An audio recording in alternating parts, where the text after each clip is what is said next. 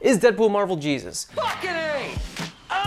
You know, I've been seeing a lot of discussion about it, people saying that this is the movie that's finally going to save the MCU from its recent, I guess you could say, dip in quality. And I'll admit that when I first saw Deadpool and Wolverine in theaters, I had a very fun time, and I became a bit of a Deadpool apostle. But with every subsequent viewing, as I was trying to figure out what exactly it was that I wanted to say about this movie for this video, you know, I found myself losing more and more faith, because this movie, well, it's kind of representative to me of a clash between writers who kind of know what they're doing and who know why audiences like movies, and producers who have no fucking clue what the hell is going on but seem to insist that they totally do. So with that said, will Deadpool save the MCU?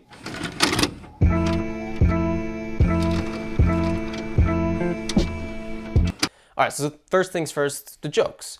So to be honest, I think they are by far Deadpool and Wolverine's strongest aspect. I mean, this movie is basically like a classic buddy road trip movie, something like a way more dick-centered planes, trains, and automobiles. Oh. Well, that's a fun little Easter egg, isn't it? I've seen some people go so far as to try and label this thing as a parody, likening it to Spaceballs or Blazing Saddles. And you know, a part of me kind of agrees with that idea, but then again, I think the difference is that most of the jokes in parodies come from a place independent of the films they're parodying, whereas a lot of the jokes in Deadpool feel like more of a continuation of the comedy the MCU is already rife with, just really turned up to 11. Here's what I mean. This is a quick clip from Spaceballs. Will you turn that thing off? What? What is it?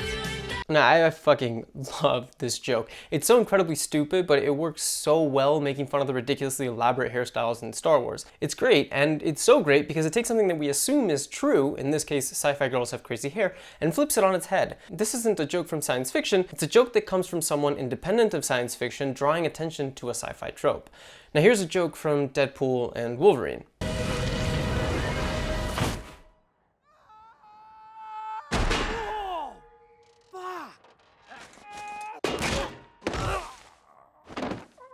We don't know that guy. We thought we did. So I mean, we've seen this joke in a Marvel movie before, haven't we? Well, yeah, here.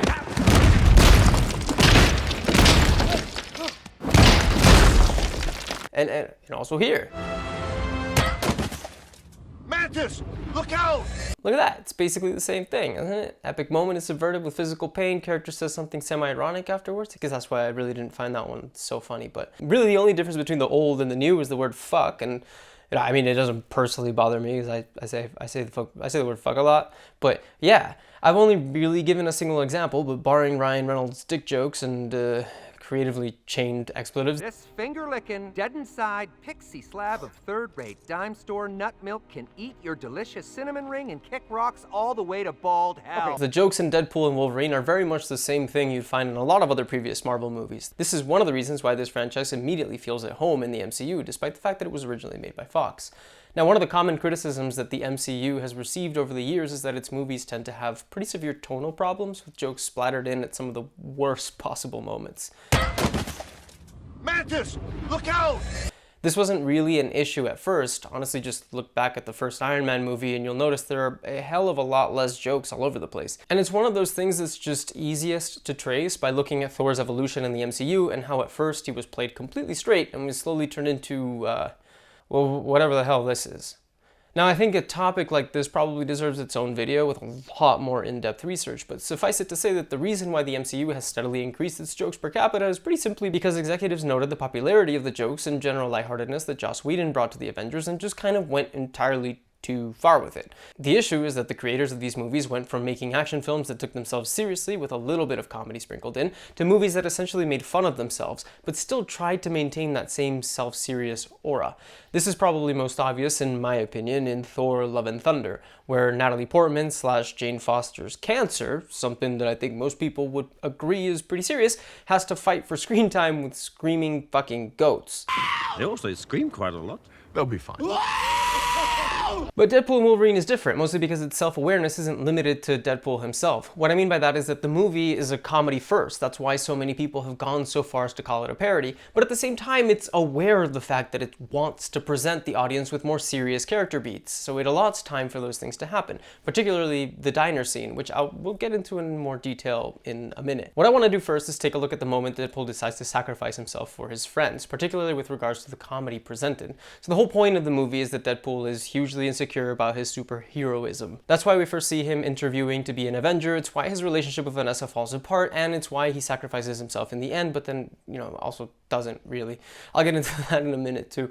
Now, ordinarily cracking jokes at such an important moment of catharsis undermines a lot of said catharsis, right? But the thing is, doing exactly that is very much in line with Deadpool as a character, because so much of what makes Deadpool Deadpool is the fact that he uses humor to mask all the negativity he's got going on in his life. A moment like this, where Deadpool is joking around and being his stupid, annoying self while Wolverine is pissed off, works for both of these characters because it highlights who they are. The problem is, well, I don't really know if Marvel executives have the media literacy to realize that this particular scene and these particular jokes work the way they do because they are a part of Deadpool's pretty well-defined characterization. And I definitely don't have faith that they'll figure that out before they force some unwitting screenwriter to shoehorn in some funny stuff in their next super serious moment because it, quote-unquote, worked in Deadpool and people liked it. Again, just look at what they did to Thor and tell me they know what the fuck they're doing. And that's the thing, I really don't know if the people that made this movie have any clue or if this pre-sacrifice moment works because of pure coincidence. Let me talk to you about cocaine for a second. You see this joke? Want to do some cocaine? Hey, cocaine is the one thing that Feige said is off limits. What about Bolivian marching powder? They know all the slang terms. They have a list. Even snowboarding? Even disco dust. Okay, so this is probably my favorite joke in all of the movie. It isn't exactly clever. I mean, it's about as subtle as, well, a Ryan Reynolds dick joke, but it's still great in that it points out the absolute absurdity of what Disney believes is and isn't acceptable to show in their movies. But I have two problems with it. The first, and totally related to what I was talking about earlier, is the fact that this joke, it fucking breaks all of the rules. How does Blind Al know who Kevin Feige is? Why is she just accepting this shit? It's the same thing that happens here with Paradox. How does he know what the fuck Marvel is? He shouldn't. He just shouldn't. He's not supposed to be self-fucking aware. Not even Deadpool is truly self-aware, for fuck's sake. All right, I'm getting angry again. Look, I'm no Jeff Albertson, so I might just fuck this up, but let's talk about how it's possible for Deadpool to break the fourth wall in the first place. The short answer is the dude's nuts. No, fuck, goddamn it, not those, it's his neurons, his neurons. Now, I'm sure there's some intricate sci-fi explanation for all of this, but the gist is that one of the side effects of Deadpool's accelerated healing factor basically causes psychosis and mental instability. So the guy's just insane. He doesn't have some sort of superior cosmic awareness. He's not tapped into some mystical river of knowledge that's revealed the secrets to his universe. He's just a crazy dude that thinks he's in a comic book. And it just so happens that he's actually right. Now I'm going to nerd out for a second here because this is actually a pretty great example of the Gettier problem. So in epistemology, which is a philosophical field that deals with what knowledge is, a lot of philosophers kind of accepted that in order to classify something as knowledge, that thing needs to adhere to three basic conditions: justification, truth, and belief. In essence, let's imagine a simple scenario. I'm sitting in a doctor's waiting room. I look up at the clock on the wall and see that it says it's 4. Do I know what time it is? According to the justified true belief definition of knowledge, I do. I'm justified in believing that it's 4 because, well, it's a clock on a wall, and 9 times out of 10, they're right. The belief is true in this case because it's 4. Maybe I look at my phone and see it also says the same time or something, I don't know. And the last criteria is met because, well, I believe it's 4.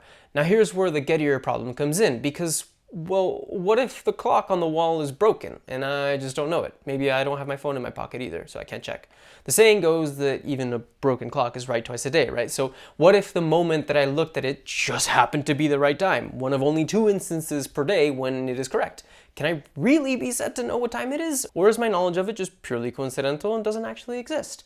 Maybe you're seeing how this applies to Deadpool. Because the thing is, Deadpool doesn't know he's in a comic book. He just thinks that he is and happens to be right. If the Marvel Universe weren't comic books, if it were, say, a bunch of movies, Deadpool should still, in theory, believe himself to be in a comic book, not in a movie. The philosophical implications of this, in my opinion, make him an incredibly interesting character. Like, way past all the comedy opportunities that it brings you, you basically have a guy that's batshit insane that can pretty much do anything both literally and metaphorically for whatever you're creating. And I mean, honestly, the opportunities are endless here. And on top of that, it just adds a neat little epistemological debate as the cherry on top of the icing on the cake. I can't believe I pronounced that right. Goddamn. I don't know about you, but I could probably sit and debate whether Deadpool truly knows what's going on for hours. Now, obviously, movie Deadpool thinks or knows he's in a movie as opposed to a comic book because, well, that's his whole shtick. It's the mechanism that allows him to break the fourth wall. They're not going to mess with that. But then, why does everyone else seem to know this too? Blind Al, Paradox, even Dopender, and this guy. How does Dopender know to give the guy a death stare when Deadpool asks him if he's improvising, as if he's aware of the TJ Miller situation it's referencing? Yeah, it's funny, but also, it breaks the character. It takes away what makes Deadpool Deadpool in order to do... well, what exactly? It's not like having these characters be confused about who/what the hell Wade is talking to/about when he breaks the fourth wall can't be funny. And yet Marvel does it anyway as more of a continuation into their whole shtick where they let themselves be self-aware about how bad their movies can be but do nothing to change it. It's just another example that makes me wonder if these people really know what the character they're working with is about, or if they just straight up don't care about the consequences of breaking the rules they themselves have set. Which again, makes me very much believe less and less that the next Marvel movie will be an improvement, but really just more of the same tired crap. More of the same world-breaking shit that's just shoehorned in without a second thought. It's why I kind of just think that Deadpool being funny during his sacrifice scene isn't a moment of well-thought-out writing for his character, but more just a happy coincidence. Which brings me to the second reason the cocaine joke bothers me, which is that, well, it's just one in a big list of other jokes that only functions as a way for Marvel to be self-critical without actually fucking changing anything. It's kind of like the Time Ripper thing. See, Deadpool calls it a MacGuffin, which, by the way, for anyone that doesn't know, a MacGuffin is an object in a story that has zero use at all other than to move the plot forward. Think, the briefcase from Pulp Fiction or the One Ring from The Lord of the Rings.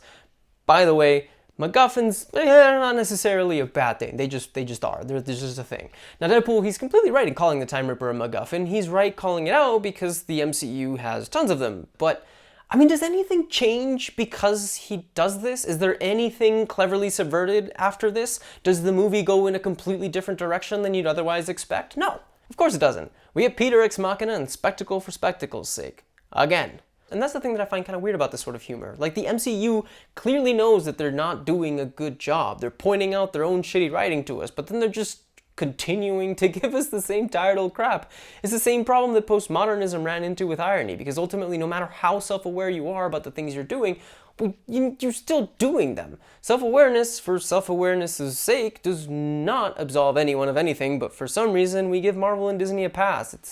It's super fucking weird. And it's the same attitude that Marvel has had towards its own stuff for forever. Like, they've been making fun of audiences for liking comic book movies since the very beginning. The only difference is now they have a character who knows he's in one instead of just making characters wink wink at the screen every time they shit on campy superhero tropes. Speaking of which, let's talk plot. Now, the plot, I mean, it's pretty thin. Leave it to Marvel to take one of its most interesting characters and use it to tell the story about how Disney acquired Fox. Like, that's literally it. Right? It's a very thinly veiled metaphor about how franchises get sent to trash world when they're no longer going to be used. And crappy plots in the MCU are kind of a match made in heaven, right? So no real surprise there. But that said, I think there are a few things that I think are actually at least a little bit commendable and which I hadn't really seen in any other Marvel movie, which is, I guess I like to call it the quiet room scene. It's a moment where protagonists get together, more or less discuss whatever it is that's happening in a movie. A moment where we can kind of reach a little bit of depth of character or theming within the plot. It's something that's been pretty much completely lost in modern filmmaking, and it's honestly a pretty big bummer that it has, because I fucking love it. But what I mean is something like the lunch scene in Jurassic Park. Now, this is from a totally different movie, so I won't analyze it in crazy detail, but essentially the point is that the scene is hugely important for the overall themes of the movie. You have the scientists who are skeptical of the park's ability to keep in line the forces of nature that their hubris has led them to play with, and the money men who are thinking about the potential profits this venture can bring and pretty much nothing else. They don't really give a shit about the consequences, obviously. The themes in the movie are laid out for the audience to think about before all the action starts, essentially. Now, Deadpool and Wolverine actually features something similar with its little diner scene.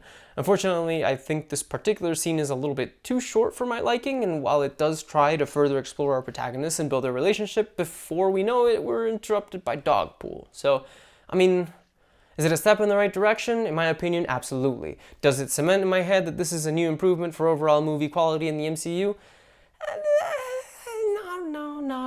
Not really. Because while having something like the diner scene is pretty great, the movie does suffer from other far more egregious issues in terms of plotting. The Honda Odyssey fight, for example, was tons of fun, and I mean, my grandfather owns one, so you can imagine how much I was laughing when I first saw it, but it ultimately has zero effect on the overall plot of the movie itself, and it does nothing for the relationship between Deadpool and Wolverine. It's a total kill your darling situation. If you were to take it out completely, I mean, basically nothing would change. And this is the sort of stuff we see a lot of in the MCU, like where little moments of spectacle are forced into the plot for the sake of entertainment, but which ultimately do nothing for the advancement of the story or character at all. Then there's the whole nostalgia bait thing, which on the one hand can be really bad, but you know, I do have to give some amount of credit to the MCU using the multiverse as an elegant way of bringing characters back. Like, there's a definite difference between Jurassic World literally stopping its plot's forward motion in order to go, hey, remember 1993? And both Deadpool and Wolverine and Spider-Man home...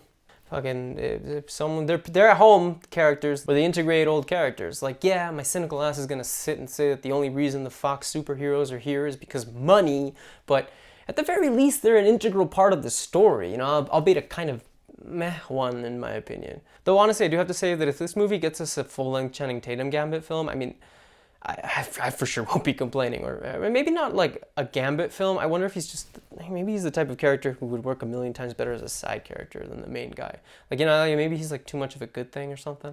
I don't know. I'm getting sidetracked again, whatever. Anyway, look, I'm gonna try to get a little faster here because otherwise this video will be ridiculously long. So I'll just speed through some stuff that makes no sense to me. Here we go. Cassandra Nova destroying the universe she's standing in. I mean, where are you gonna go, sweetie? Where are you gonna go? Peter Ex Machina. I hated this. I hated this so much. I get the Deadpools are supposed to be hashtag quirky, but my God, was this stupid. Speaking of which, why are they fighting for her again? Oh right, it's never explained. Actually, why is anyone in Trashland fighting against her or working for her? Like, what exactly do the bad guys hanging around her get? Like, protection? But then, why do they go around rounding good guys up? And why don't the good guys just join the bad ones if there aren't any real consequences to anything in Trash World? Like, Goliath is supposed to be the super insane, omnipowerful thing, right? So why doesn't it eat Cassandra up? I guess maybe they have a deal or something? I guess she's just feeding him? But he's so powerful. Does he need to be like her pet? On a similar note, why is going inside an old Ant-Man suit good enough to shield yourself from Goliath? And why does Pyro not flame broil Cassandra? Like, yeah, he needs a starter to control flames or whatever, but what he couldn't grab a lighter instead of a gun? Also, if Paradox is kind of worried about Cassandra going apeshit on the Time Ripper, why doesn't he want Deadpool and Logan to stop her again? It makes no goddamn sense. And finally, the icing on the goddamn cake. Did the ending of the movie not seem familiar to anyone else? Like, I know this thing's gotten tons of comparisons to Spider-Man because of the nostalrichters, but like, we got heroes holding hands while a MacGuffin goes boom boom in a situation that should kill them but ultimately doesn't, and which ends up saving everything. That didn't ring any bells for anyone? Nope? Just me? Okay, never mind then. And I guess while I'm talking about plots, I might as well address the villains in general, because honestly, what is more MCU than villains that are fleshed out or have any depth to them, right? Like, again, I'll give credit where credit is due to say that the MCU really nailed it when they decided to make Infinity Wars all about Thanos, explaining a lot of his motivation and giving him at least a little bit of life. But other than him, I mean, it's a long ass list of incredibly forgettable bad guys, and both Cassandra Nova and Paradox can very firmly be added to that list. Bad guy bad because bad guy bad is not exactly an improvement here, you know? It's basically the same thing all over again. Though all that said, I do think that there is at least something to be said about how the movie handles Deadpool himself, which makes me wonder if we're, you know, at least heading in the right direction. Again, gotta give credit where credit is due. Here's Ryan Reynolds saying some smart shit while Hugh Jackman dies of heat. Your real problem is that you are focused on spectacle over character. I'm trying to speak really quickly because, god damn it. No, I get it, I get it. And yeah, when you focus on spectacle as opposed to character, audiences, I think, are a little inured to spectacle. I feel like the CGI effects and those kinds of things aren't what actually sustain an audience after a movie comes out. Now, does he actually keep his word and give Deadpool important characterization in Deadpool and Wolverine? The answer is yes, but it's kind of like a tentative yes. Because, okay, his relationship with Vanessa, right? Like, the movie kind of hints that what caused the rift between these two and which ultimately ended their relationship was Deadpool's insecurity. You know, there's the whole "you'll never matter" thing that Cassandra has Vanessa say when she's looking through Wade's memories. Deadpool hinting at the fact that he's the one that fucked things up, kind of putting words into her mouth during the Avengers interview scene, all that good stuff. It makes sense for Deadpool's character. Like, in the comics, one of the central ideas behind who Deadpool is the fact that he is massively self-loathing. He uses a lot of humor to mask a buttload of severe depression, anxiety, and all other fun types of mental illnesses. Wade Wilson wants to be a good guy, wants to be a hero, but he just can't seem to stop killing others. Can't seem to ever really be worthy in his own eyes. The guy is basically a walking ball of misery, and on top of all of that, he can't die. So I mean, it's like Greek tragedy levels of shit sandwich for him. It's no wonder he's insane. So like I said, his relationship with Vanessa ending because of insecurity totally makes sense for his character. The problem is, you just can't fucking spend 2 movies developing 2 characters as being super meant for each other and then basically devote, what, like 30 seconds of total screen time to their relationship ending? Audiences need time in order to fucking digest what they're seeing. You can make a character in any story become anything you want. Shit, I could write a book that has Superman whose whole thing is all about how good of a person he is, blowing up the earth and killing a bunch of people if I wanted to. But the only way that that would work is if I spent a crap load of time slowly corrupting him. And I mean, this is Superman I'm talking about, so it'd probably take like fucking, I don't know, if we're talking TV shows, like at least 6 seasons of really slow, serious character development. People probably would still not accept what they're seeing. My point is, even if the changes make sense on paper, changing those things requires time. And Marvel movies fucking do this same thing way too often, where characters will behave suddenly in ways that just... No, man. You want a reckless Doctor Strange fucking up the universe for a kid he barely knows? Sure. But we need time to get over the fact that 4 movies were spent telling us the guy is cautious and wise. I guess at least in Deadpool, the decision to forego the guy's relationship makes sense on paper, but still, it's a pattern of shitty writing I'm definitely expecting in future MCU movies, for sure. And that's what really frustrates me, or at least confuses me, and makes it tough for me to answer the question I made at the beginning of the video. That's me, Jesus Christ. Because there are hints of good writing all over this movie, but they ultimately end up being nothing but hints. A relationship like Vanessa and Deadpool's going bust should be something great, but it's all just kept so incredibly shallow and quick that rather than making audiences go, "Aw," or whatever, it makes us go, wait, what? Look, most writing theory says that characters should go through arcs, and there's definitely an attempt at one in Deadpool and Wolverine. You can see it at the beginning when Happy says this to Wade. You just said moments ago that you wanted to be an Avenger because you need it. Yes, sir, I do. But the Avengers don't do the job because they need it. They do the job because people need them. And then over here in the end, when Wade says this before his totally unnecessary and not actually a sacrifice, noble sacrifices where he loses nothing. I'm not doing it because I need it. I'm doing it because they do. See, the problem with this arc is that it's not so much an arc as it is just kind of like a little dot that moves at the end a little bit. What I mean is, okay, take Spider-Man, right?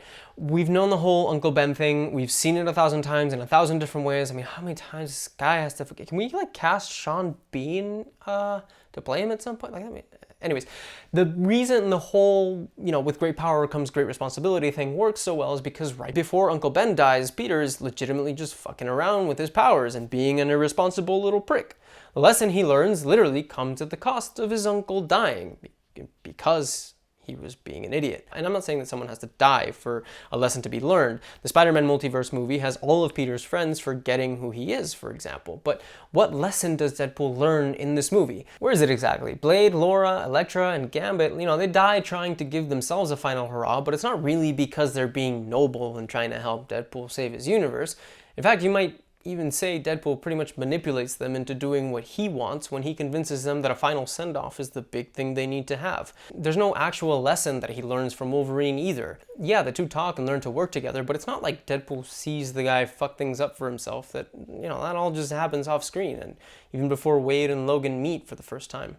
No, honestly, what would have made sense is if Deadpool's original idea, to bring a new Logan to his current universe in order to be the anchor being had somehow backfired. Maybe doing that gets Vanessa taken or even killed again, which ultimately becomes the lesson he has to learn in order to be the true hero he's always wanted to be, right? Not doing something for himself, but doing it because others need him.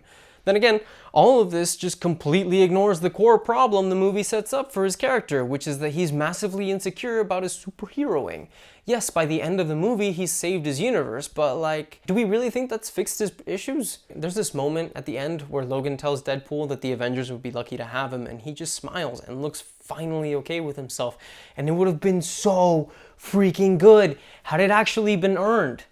Creative Writing 101 has always said show, don't tell, and I mean, that's kind of devolved into this monster that no one really knows what it even means anymore, but this is a very clear example of the MCU telling us stuff instead of showing it to us. You can tell us that Deadpool's gotten his cathartic moment all you want, but if he hasn't earned it, the audience won't believe you. And the MCU tells us everything, all the time. Seriously, just look at Vision and Wanda's whole thing. Yeah, they're supposed to be these two people who totally love each other, and Wanda even goes full fucking batshit insane over his death and all that, but, do we really see them together all that often? Are we given enough time to cement that relationship in our heads? Not really. It's just told to us that it exists. He cooks for her, once. I guess that's enough. And then there's Wolverine, who also has issues with his arc. I mean, if you've read the comics, you know that this version of Logan is based on the one that was tricked by Mysterio into killing all the X-Men. But I guess someone decided that it made more sense if he just, I guess, left when everyone's attacked, which is what got all his friends killed. And then he went on a rampage or something and just totally massacred everyone, even innocent people. His whole issue is given a tiny bit of exploration. There's the moment with Laura before the big fight, and right before they shove the helmet on Cassandra Nova's head. I suppose the idea is that his problem should in some way mirror Deadpool's own insecurity. They both essentially think that they're not good enough. As a buddy-buddy thing, it kind of works, or it should work, on paper. In reality, I mean, what do we get? We get Wolverine at the end asking Deadpool to give him the sacrifice because it's all he's got, which directly contradicts the fucking lesson that Deadpool was supposed to learn, which is that heroes do things because others need them to, not because they need it. So it's just kind of I don't know, what the fuck? What's the point of the movie then? Who's right? I don't get it. Not to mention the terribly awful, inhuman things you did in your past led you to this moment, so it's totally cool cop-out thing at the end. I don't know. See, it's shit like this that makes me really just not know if Deadpool is Marvel Jesus. Because, I know it seems like I'm shitting on this movie, but it was actually really, really enjoyable. I loved it.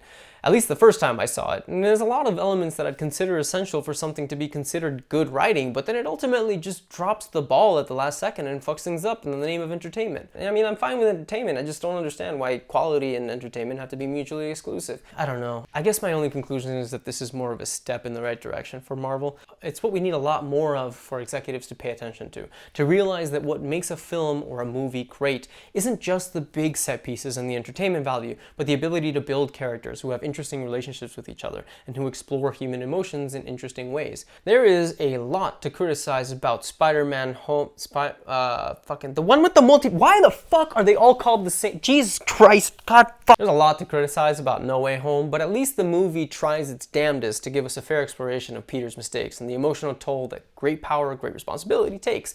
We need more of that. We don't need fucking whatever the hell was going on in Quantumania, big booms and fucking, giant lasers and stuff shooting up into the sky, fucking Wanda's stupid shenanigans, multiverse of madness. I mean, sheesh. Calm down, lady. So there you go. Is he Marvel Jesus? I don't know. We'll see. It's just as likely some idiot in an office saw the box office success and is thinking the reason it works is because people like dick jokes. Don't get me wrong. People do like dick jokes. I like dick jokes, but there needs to be soul surrounding them. Something more human. So with that firmly intellectual conclusion, I leave you be. Go away.